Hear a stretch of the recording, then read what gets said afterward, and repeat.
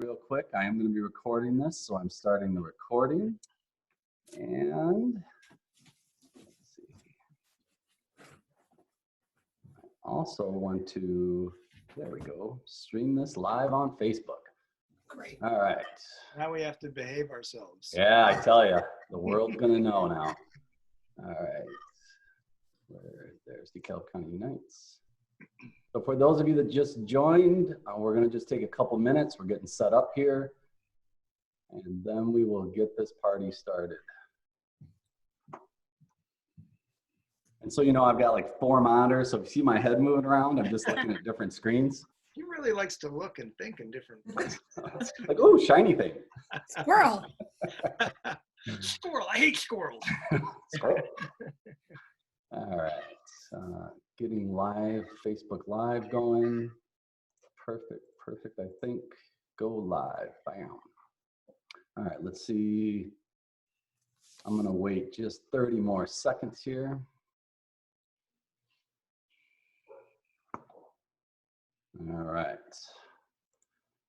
All right, everyone. Welcome to another webinar by DeKalb County Unites. Did want to let everyone know we are recording this meeting, and we will have it up on the DeKalb County Convention and Visitors Bureau YouTube channel right after this. We'll also create links to it on our website, which is DeKalbCountyUnites.com. So you'll be able to find that, and we're streaming it simultaneously on Facebook Live. So it's going to be hard pressed not to be able to rewatch this because there's going to be a lot of great content today. So I know you're going to want to watch it over and over again. All right, so today I want to welcome Nick and Steve Bradac, Nick and Steph Bradac, from Open Door Coffee. This is how this works. I'll never hear the end of it now. Hey, Steve. So real quick though, I wanted to tell you all about DeKalb County Unites. Basically, we're just a group of small business owners, people from Northern Illinois University, some elected officials, anyone that could come together very quickly to figure out how we could collectively pool our resources together, pool our ideas together, pool our time together, and try and make a positive economic impact on the small business community, which is getting absolutely crushed right now due to the COVID crisis. We are all volunteers. No one gets paid here. So we are very informal, and our main motivation is just to get information from people that are in the know and get it to the hands of people that really need that knowledge in order to make a positive impact on their local business. So again, go to DeKalbCountyUnites.com. We've got a lot of great links up there, a frequently asked questions page that's getting built, sharing a lot of information, but you can also contact us there if you had a particular question, and we will do our darndest to get the answer to you as quick as possible to make you successful during this time. So if you want to ask questions, which we're highly encouraging you ask questions, we'll have people monitoring them. I'll be one of those. If you look at the bottom of your screen, you're going to see a Q&A button. Just go ahead and click on that and type in your question. We'll see those come in, and then we'll ask Steph and Nick those questions and get the answer from them. So initially, we're just going to talk open-ended, be asking them questions about marketing, staffing, social media, social distancing, you name it. But this is a perfect opportunity to find out from a couple small business owners how they're getting through, and in many ways, how they're being successful during the COVID-19 crisis. So I thought really quick, we could take a sec and let Nick and Steph, why don't you just kind of introduce yourselves, tell us a little bit about Open Door Coffee, and we'll go from there. Well, it was a dark and stormy night back in 1984. No. Oh, no, we're not going that far back. Okay, so like, golly, it's hard to like distill down the craziness that has happened since we decided to do this. But I guess the best way to summarize is back in, well, I guess the easiest thing to say is on June 10th of 2019, we got our truck out on the road.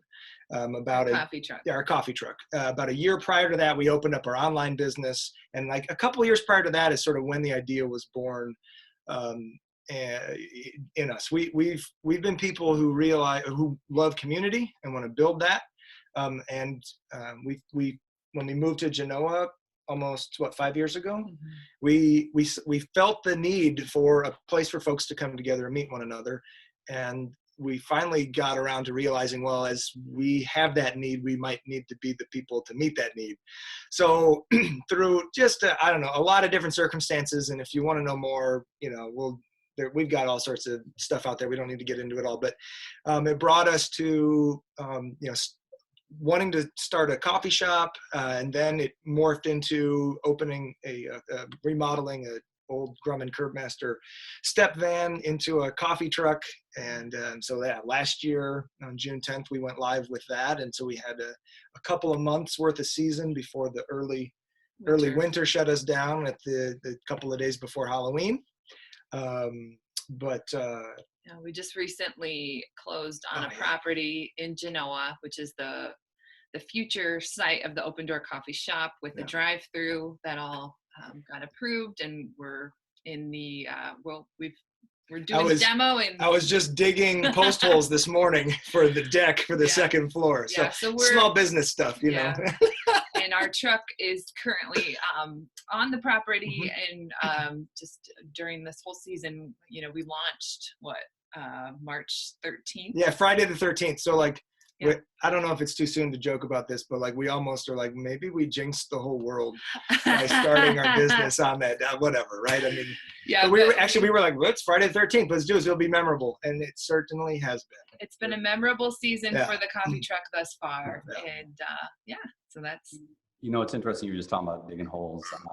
One thing I've been hearing from a lot of small business owners is, through adversity, there's also opportunity. So what are the things that we can do right now that might have been even more difficult because of time when we were open, had clients coming in? It's a great opportunity to really look around you and see what can I do now? How can I take advantage of this situation? So that's awesome that you're able to do that. Hey, before I forget, I wanted to introduce our co-host for today too. We have Courtney Strohacker. She's with the DeKalb County Convention and Visitors Bureau. And she's very familiar with Open Door Coffee and has a bunch of questions for them as well that we've already populated. And then we've got Jennifer Gross from Northern Illinois University. Both live in Genoa and are guests and clients of Open Door Coffee. So I'm really looking forward to the discussion today. So with that, I would love to turn it over to Courtney or Jennifer if you guys want to kick it off with some of the questions that we know are hot topics out there that people would love to get some answers to. Courtney? Sure. Jen, do you want to go ahead and start? Okay, I'll start.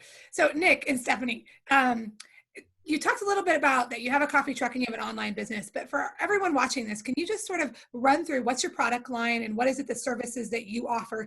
And then also talk a little bit about the business partnerships you have to offer those products and services, just so folks have a real good feel for what you do. Yeah. Because I'll hit that operationally really quick, and then you can fill in the gaps. So, so we sell specialty coffee. We partnered with a roaster in Geneva, Fresh Ground Roasting.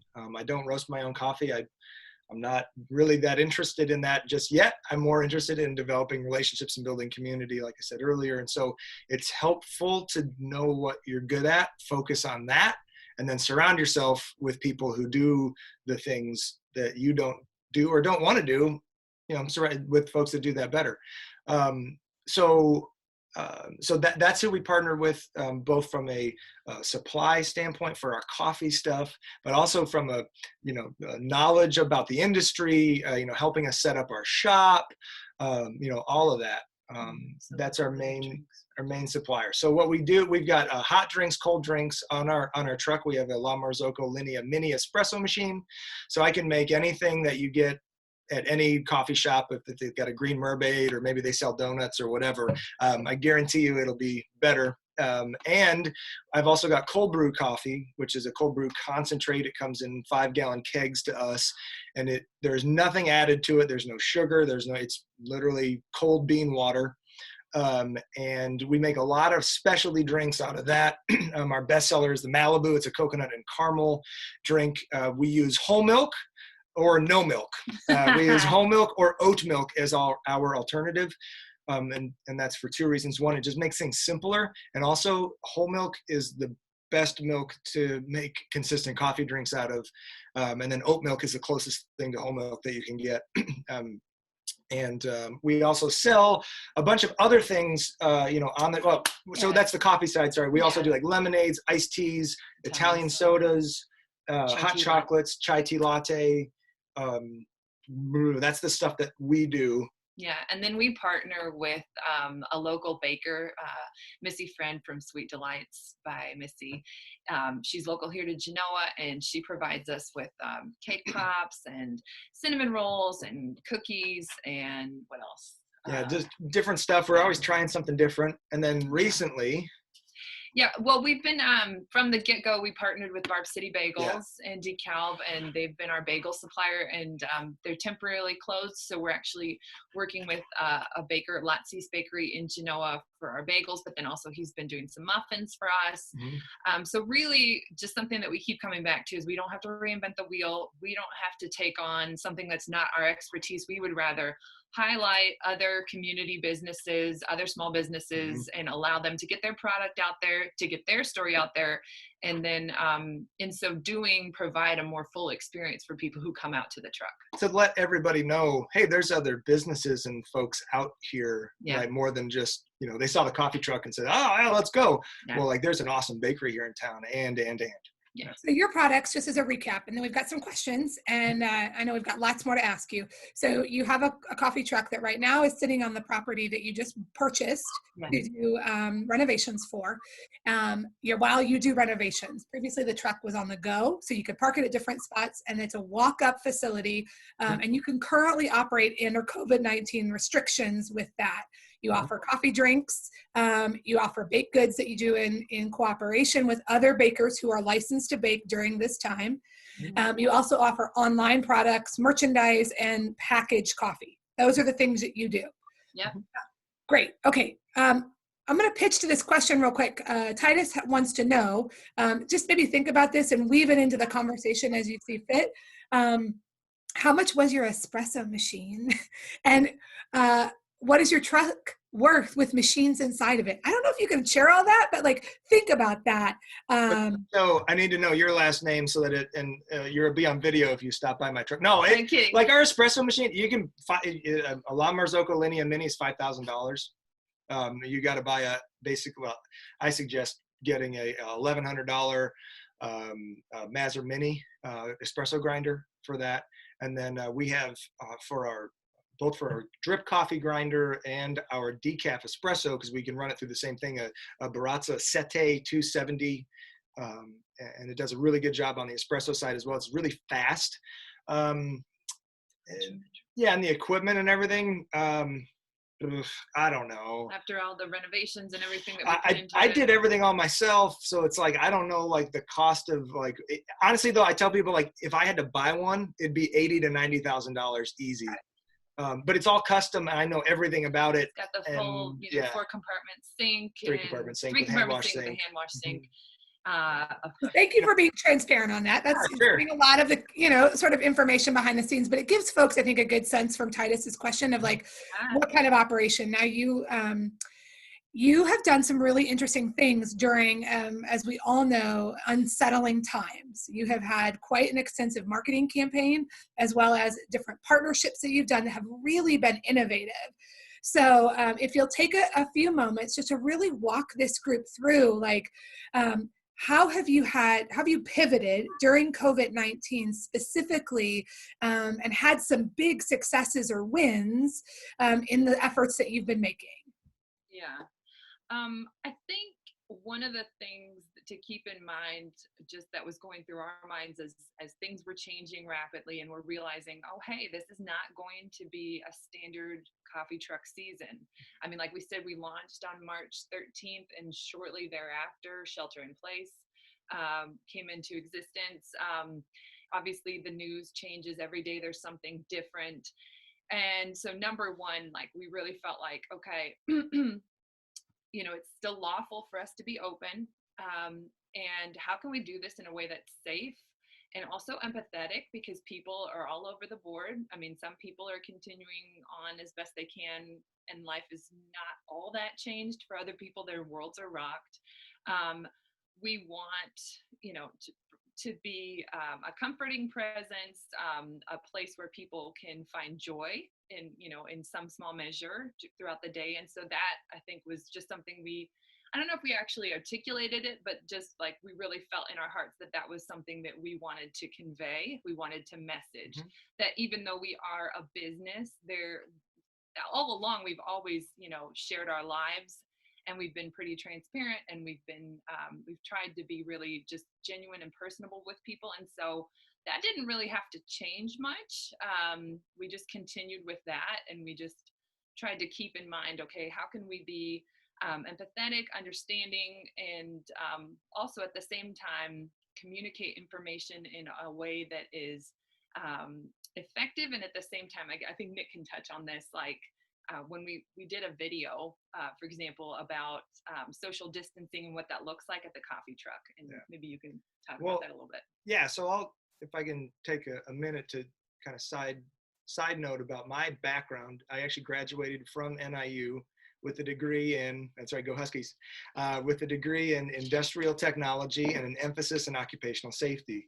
And so OSHA, EPA, and actually my first job, my first full-time gig in Fresno, California, actually was also the AIB manager for a secondary food contact facility. They made the Chinese food takeout boxes. Anyway, so just that connection for my whole 13-year professional career, managing 50 odd different facilities as a regional safety manager, being on site at the Joplin folding carton plant that's making, again, like Cheerios boxes and Cheez-It boxes, and again, EPA, OSHA, all that.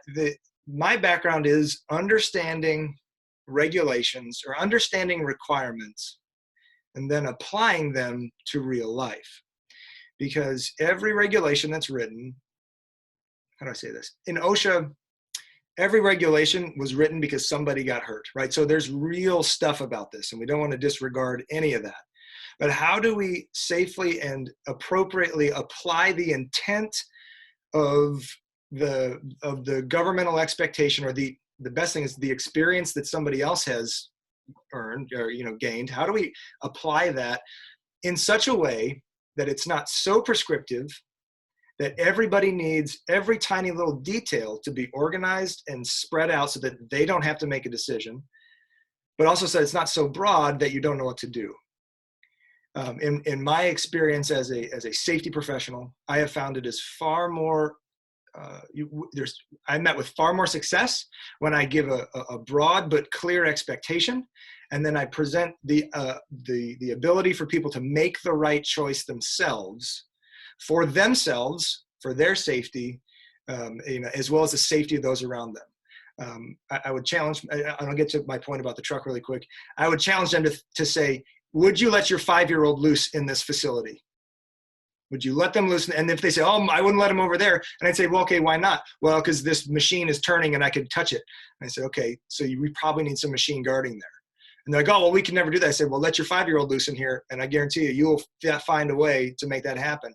So again, all that is to say is, instead of, we decided, or I decided, because Steph and I thought about this, and that's what you do, right? With your partners, with the people, you argue and you wrestle through these tough things in these tough times. How do we do this well? And how do we do this well? And so what we landed on was, let's not be so prescriptive, like putting mats down on the ground, which we could do, and I'm not saying that's a wrong thing, but we said, hey, let's put a video out there that says yes, and it's a little funny, it's our personality, but it says, hey, here's what the expectations are, and when you come here, we expect you to manage yourself and to be able to speak up to people around you if you're not feeling comfortable, or if you're just not comfortable showing up, that's okay, and that's totally up to you.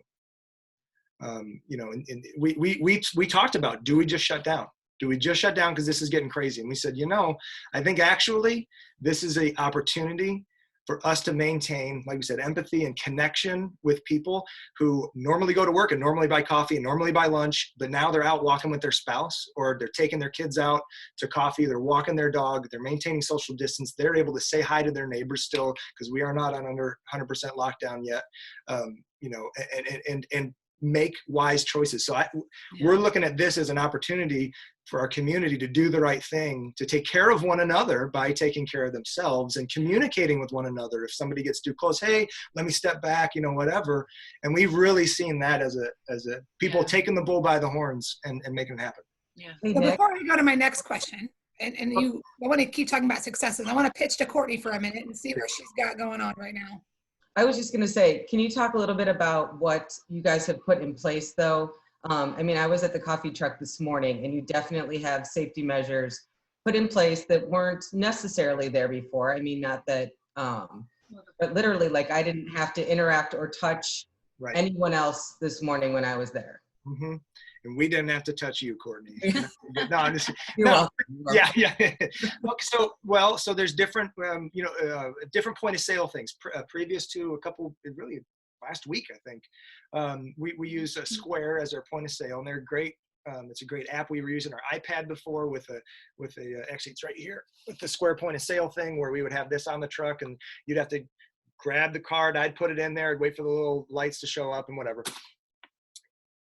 I found, and I'd known this was out there, it was expensive, but I said, wait a minute, like, let's do this now so that we can limit that interaction, maintain empathy for those folks that are, maybe they were a little uncomfortable. It gives them the opportunity. They can just be down there. They can swipe, insert their card. Dip their card without touching. Mm-hmm. Or folks can pay cash still with us. That's fine too. We wash our hands. We're paying attention to stuff. And then we just put a little bottle of hand sanitizer out there for folks that want to use it afterwards, after they're interacting with the screen. And, we found it speeds along our interaction with folks too, because then it's not, did I give you your card back? Because we have sometimes accidentally kept people's cards, whatever, right? They figure it out. But it actually just helps the process. They can choose whether or not that they're going to get a receipt, that sort of thing. So that was an unintended positive consequence too, of upgrading our equipment, and not so much to keep everybody away, but just, okay, how do we really keep everybody, how do we help people feel comfortable with what's going on? And the expense was totally worth it. We're just making it happen. I wanted to ask you guys a question that came in as well, because I'm just interested in what you might have done or may not have had to, but what steps have you taken to solidify your supplier deliveries? Making sure the coffee keeps coming, the muffins keep coming, things like that. And then are they extending payment terms for you? So how have your vendors been a partner with you, or what have you done to find out more and leverage those relationships that you might have for the benefit of your business? Yeah, that's a really good question. And I think the honestly, for us, like, we haven't had to change anything at all, because we're working with all, like, small businesses. Right. We're not, for example, we're not going through Gordon Food Services. We're not or going US through Foods. Although I do want to speak to that, because I actually am on Trevor Turner. He's our contact for US Foods, and I've been talking with him. So although I'm not actually even doing business with them, like, I'm seeing the stuff that these larger organizations are doing to communicate, and they have been doing. So I'll speak to that from my experience, and then get back to how our specifics. I am amazed at how these big organizations are adjusting. They are working out payment plans for folks that are shut down. They are being incredibly sensitive. I noticed Square, for instance, they eliminated the monthly fees for not for the credit card transactions, because those are that's just whatever, but for the add-ons, like I'm trying to think of, they have like an inventory tracking system, blah, blah. There's a bunch of other things that they said, we want you to use our system. We don't want it to be a burden to you, because we want you to be able to be nimble and adjust to this change. So I've seen from the big organizations on down to us, we actually, sadly, our roaster, most of the other wholesale customers, they don't have the same opportunity as we do of being more outside. They're usually all inside. You kind of go in, and for us, being outside has been very helpful, because it maintains that open air space and stuff. But we're like one of the only. We're actually one of his only, folks that are still operating customers right now that are, and it's still incredibly responsive. And then the other small businesses that we're working with, they're in the same boat.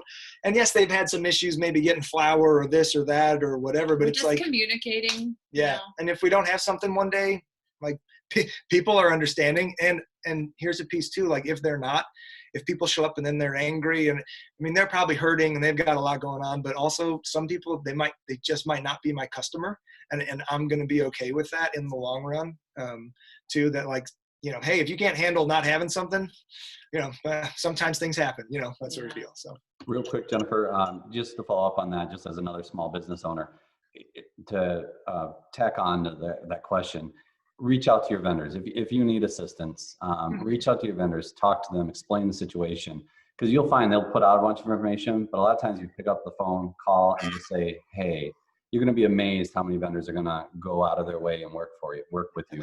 There's some that won't. And we'll all remember that when this time passes, who you want to do business with. Sorry, we do business with people. My dad, a long time ago, he said, you work with people for people. A corporation doesn't exist. A corporation is heartless. A corporation just has a bottom line, but your boss is a human. Right, your supervisor is a human. The people that you work with, they're humans, and we all actually want to work together and help each other out as much as we can. The best thing we can do is just talk about the needs that we have. So yeah, love it. All right, so we have a question from one of the participants, and I think it's a great opportunity for you to also talk about your employment structure, and maybe even Cohen too. I think this is a good one for both for Sundog and for Open Door, because you're different sizes. So they're wanting to know did either of you apply for the SBA Paycheck Protection Program? If so, what has been your experience? Did you get the money? Right? Did you get the money? If not, what has stopped you? So maybe take a quick second to just talk about your employees, and then specifically, have you done this SBA Paycheck Protection Program? Right. So specifically for us, no, we have not applied for that, because I have not, seen a dip in, having to cut hours or do anything like that for us. But if we did, again, I'd know, actually I just talked with another small business owner from Sycamore today, and they've applied for it, and everything seems to be moving along. I don't know the specifics of whether or not they have the money yet or whatever, but it seems like it's working. He was satisfied with wherever he was in the process. So, but for us, we haven't had to do that. And for me, I applied for it Friday, and everyone keeps seeing me look to the upper right. That's where my email is. And I'm waiting for the next response from the bank after 5 days. It's been a train wreck. And the people that I do know that have been approved by the SBA, no one has received any funds at this point. So it's a difficult situation for a lot of small businesses out there. But everyone that hears this, you need to realize you need to contact your financial institution, talk to your lender. If you need the Paycheck Protection Program, talk to your lender, because you go through your lender for this, not directly with the SBA, and they'll be able to answer your questions. Yep. And our website, calcountyunites.com. So Nick and Steph, one of the reasons that we brought you on is because really you have had some pretty substantial successes at a time that a lot of folks are having to really figure out how to redo their model. And I kind of cut you off before you got to keep going along that line, or some of the things. So you talked a little bit about how you were creative with your marketing for social distancing and how to operate safely, right? So that's one really positive thing that the community got to see, is that, hey, I can still go to this business. Here's how I can go to it safely. And you made it a positive rather than something fearful. But could you talk about some of the other things that you have been doing? I've heard some in previous conversations we've had and what you've just said is that business is going okay, and you're doing things. So talk about those successes. And in that line, I know that you went through a permitting process with your municipality in the middle of this storm, where you got a 100% permission and permits to acquire a building and do demolition. And those are huge successes. So just sort of run down your lines, your marketing and all of that. And don't forget to address how and what you've done with your municipality and some of your successes. I'll let Nick talk about some of the municipality stuff. Something just to kind of tack on to marketing strategy, because that's sort of that's what she does. That's what I do. I just try to get things done and then I argue with her about what she's telling me to do, but then I do it anyways. He's the ops and I'm the dreamer. But one thing really early on that we felt like, and this was not, we didn't put this together as like, this is our marketing strategy. It just came from a real place of like, wow, we don't want to see any of our local small businesses suffer during this time. How can we partner with some local businesses. And is there a way, I mean, we talked about just the standard offerings that we have on the truck, the baked goods and whatnot, but is there something else that we can do to help keep another local business afloat? And we had already been talking about doing like a breakfast burrito type deal, partnering with a local restaurant, Rivers Mexican Cantina. And it just felt like this is the perfect time. And so for the past, has it been 3 weeks now? Feels, yeah. Yeah. We've been doing every Friday and Saturday a partnership with Rivers. They prepare breakfast burritos in their facility. We pick them up right before we open. They're all pre-wrapped, you know, heated, whatever. A steam tray. We keep them up to, 135 degrees on the truck. So we cleared this with the health department. Everyone was on board. Yep. And it's been really amazing to see people turn out and, you know, obviously also come get their coffee, but come to the truck for those breakfast burritos on Friday and Saturday. They're amazing. They're so good. They're so good. Oh my gosh. And can't wait for Friday. So that's been really neat. It's actually allowed, because when we first reached out to Rivers, they said, hey, we're going to have to cut anybody who isn't like basically a head of household or where this is their main job. Like for sure, all their wait staff were kind of on the chopping block because they were just trying to figure out like, how are we going to survive in this time? I mean, they're scrambling just like any other food service establishment. They're trying to figure out how they can do takeout for their lunch and their dinner. And they weren't, and they didn't have breakfast as an option. And we said, hey, have you thought about making breakfast burritos? We'd be happy to sell them on the truck. And we're not going to take any cut from this. We just want all that money to go back to you guys. We want to make sure that we can be a part of helping you guys stay afloat. And so that has been such a beautiful partnership. They're an awesome place to work with, great team. And it's allowed for another employee to be able to stay on because their sole job has been making the burritos, coordinating the logistics for all of that. And so we could not be more pleased, and we want to keep this going. Yeah. And then what was Nick, the other question was about municipality, right? So you've had some successes, right? You've had higher traffic or good traffic on your social media. You guys are pretty savvy there. You've enhanced those things. You've used that as a platform to show how folks can come and do business with you. You've used it to enhance partnerships with Rivers and other local restaurants. So your marketing has really been a great avenue for you to do.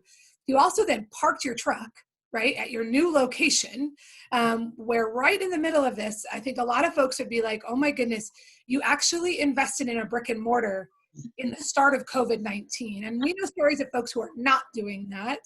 And so so your truck is parked there. People can come there. They're seeing this new facility, your brick and mortar shop, come to life.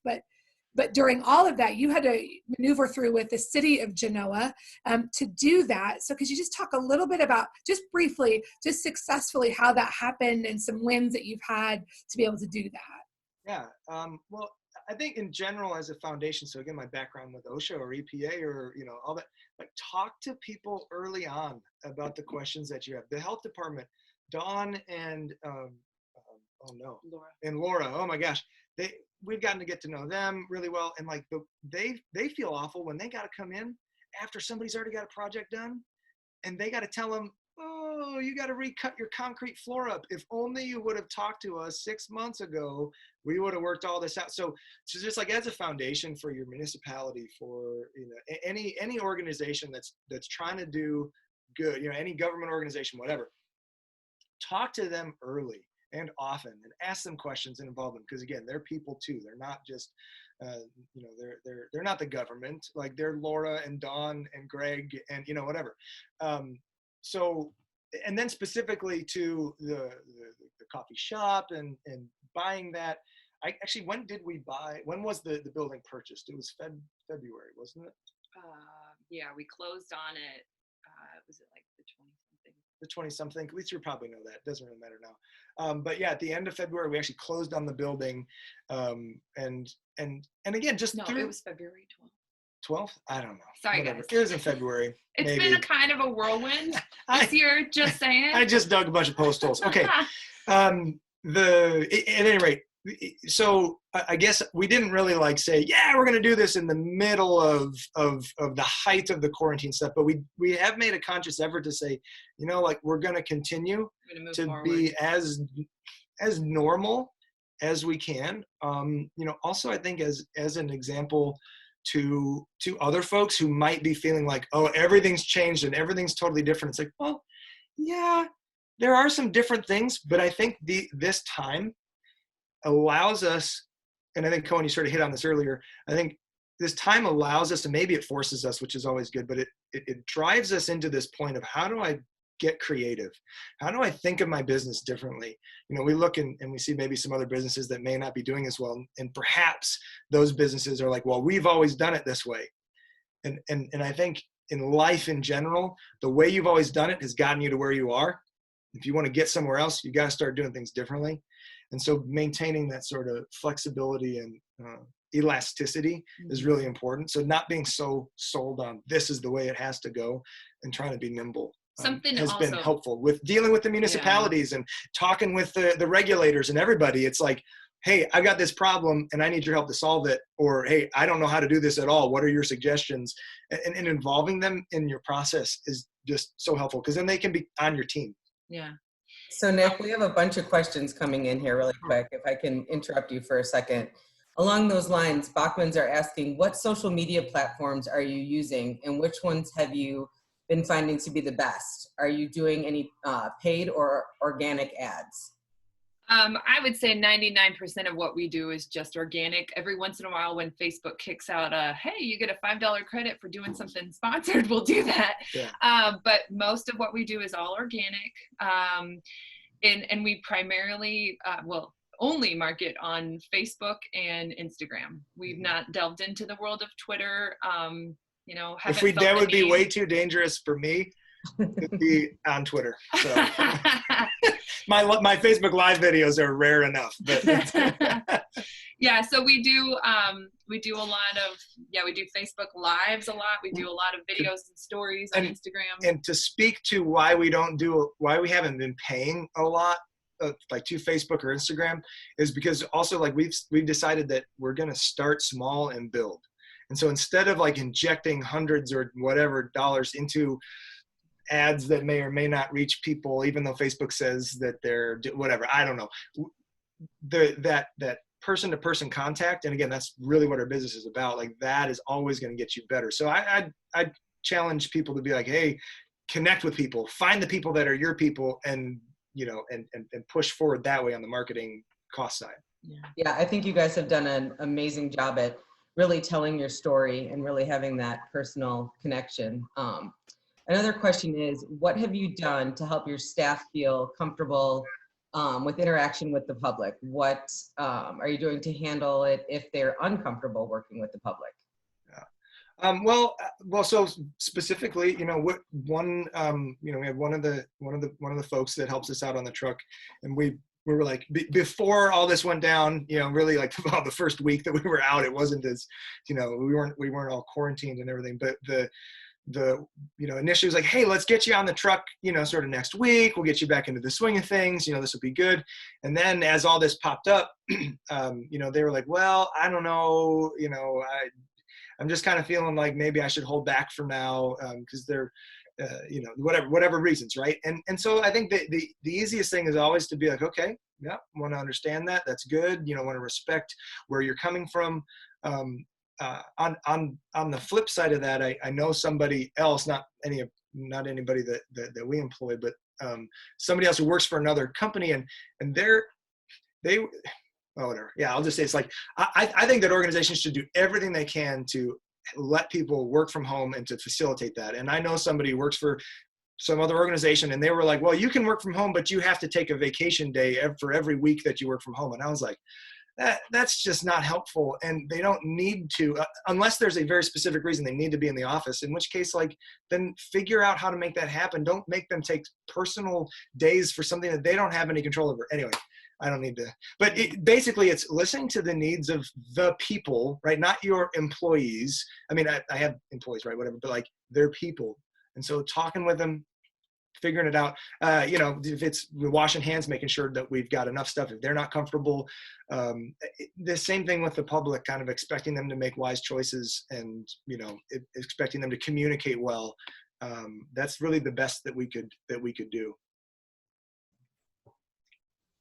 Okay, next question is, has running your business still been equally rewarding during this trying time with limited contact with customers? And how do you keep that customer relationship going, which I think you've kind of already answered this, to ensure customer loyalty?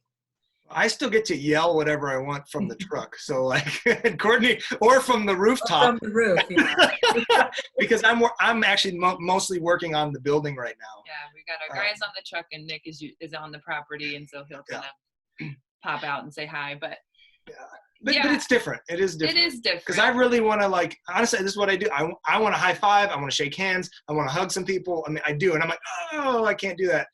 Yeah, and part of it is saying that out loud. Like, I'm just saying that out. I wish that I could give you a high five right now. This is a bummer, and this is a hard time, but we're going to get through that. We had a picnic table outside the truck. And there it is right there. You can see it. Yeah, that picture was taken. And you can see the dumpster in there too. Yeah. Love it. Yeah, we had a picnic table outside the truck, and we look forward to the day when we can put 1 or 2 more picnic tables out there.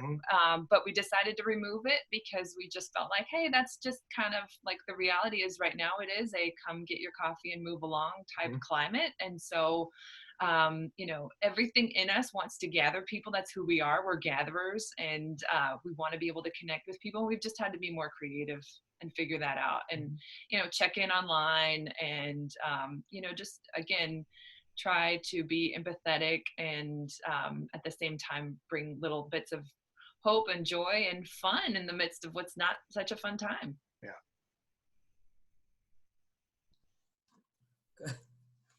Go ahead. Go, Jen, go. Okay. All right. Well, I'll ask our last online question for you, because I think that's where Courtney was going. So one attendee wants to know, for business owners who are closed, right? What advice might you give so that they can prepare, or what advice can you give them to be prepared to meet pent-up demand? Yeah. Okay. Well, I mean, and again, it's hard to know because we don't know who all is tuning in and what their businesses are. But I would say anything that you can do during this time to stay engaged, number one, just continue to put yourself out there. I know that there could be a tendency to hold back and say, oh, things are crazy right now, so I'm just going to kind of bow out. If you can continue to make your presence known on social media, highlight different aspects of your product, gift cards. Gift cards, spiff up your website, you know, maybe do a little bit of an overhaul, reach out to somebody Facebook Live videos in your pajamas. Yeah. Like, if you know a designer, reach out to them. They can work from home and maybe, you know, upgrade make some your money, logo. because maybe they got laid off or whatever. Those types of things are important. You want to be the first business that they think of when this all ends. You want to be the first people that they think of that they want to go back to. And so don't hide away during this time. If there are things that you can order, if there if there's any production that can be happening right now that, you know, isn't impacted by the shutdown, start working on stuff. Don't be caught off guard when things go back to normal and you're, you know, trying to, you know, backpedal and do things that could have been done during this time, I guess is the best way to say it. And then also just be really honest and communicate with your people, because again, just, we can't say this enough. People love that personal connection. So if, you know, their lives are impacted by this, naturally they understand that you as a business are impacted by this, and they want to connect with you on that level. And so if you could say, hey, you know, we're low on this supply because our supplier is, you know, unable to get this to us from overseas, or if you're communicating those types of things, they're all the more invested in your success as a business and your story as a business. So yeah, and like to this point, like we're looking at how do maybe I upgrade the truck to get a 240 volt, whatever, a bigger generator, so that it'll be easier for us to have the generator on the road. Okay, so I talked with a couple of folks. We met at social distance at the truck to talk through some ideas, and then actually the same guys stopped by today because they saw that I was asking about needing a 12-inch auger for digging post holes. So like, keep talking with the people, keep sharing your story, keep sharing your needs, because if you don't make your needs known, nobody can meet them. And it's scary to put that out there, but like, if you put them out there, then at least you have a chance to have somebody meet your needs. Or if all you're going to say is, actually, this is a really scary time and I'm struggling, and what are the ways that you're getting through this in a healthy way? Like, that's a way to engage folks. So then I'm going to put on my operational hat. It's the same hat. I'm going to put to say things like, this is a great time to, if your organization's big enough, to do online OSHA required training, or to go through your recertification. I know that the health department, your like food safety certifications, they're doing that all online now. This would be a great time to do that, so you don't have to take a full 8 to 10 hour day later on. Talking with all your employees and asking them to put together processes and procedures, and saying, if you can throw some cash at them now, that's great. If you can work something out, because the folks that are on your team, if they don't want to help make things better, they might not be the best teammates overall anyways. And so even in these times, maybe if you can't 100% compensate them, but just like working through stuff that's been really tough prior to this thing happening and saying, how do we solve this for the future? That can be really helpful too. From an operations standpoint, evaluating your budget, evaluating this is the way we've always done it, stuff, and saying, all right, let's throw that out. Let's be creative.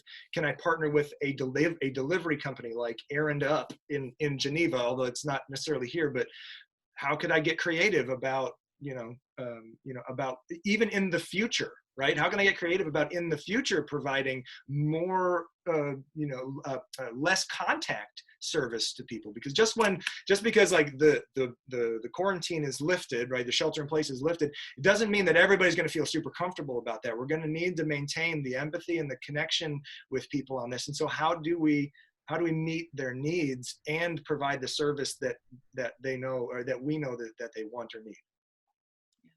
I love it. You guys have been fantastic. It's 2:45-ish right now, so we'll go ahead and wrap it up. It was great. We got through all the questions, a lot of great questions. Again, we're going to be posting this on DeKalbCountyUnites.com. There'll be links there that'll take you to the DeKalb County Convention Visitors Bureau's YouTube channel so you can watch this, and it is on the DeKalb County Unites Facebook page as we stream this sucker live. I just want to thank Nick and Steph Bradac from Open Door Coffee. I love the open and honest. I think that's what we all need to be. It is about relationships. It is about working with people. And in DeKalb County, I love how we all just kind of come together in these crises and spend time and just do whatever we can to help each other out. So definitely a comment just came in. It's very excited about your opportunity from Jeff Kiker. So he's giving you a thumbs up. We're all excited. We wish you all the success in the world. I want to thank Courtney and Jennifer for helping with the Q&A session during this. And I want to remind everyone before you take off, this Friday at 2 p.m., we have, as part of our Getting Ready to Recover series, a restaurant tours guide to keeping the orders flowing. We're going to have Jeff Dobie from Fatty's Pub and Grill and Bill McMahon from the Lincoln Inn on. And these are two very sharp restaurateurs that have an amazing amount of ideas on how they are crushing it through COVID, basically. And they're going to come online and be open and honest, just like these two, and share whatever it is to help whoever is on that call. So please tune in next Friday, 2 o'clock, same place, same time. And with that, thanks everyone for joining, and have yourselves a wonderful, wonderful week. Bye, everybody. Thanks, guys. That's fun.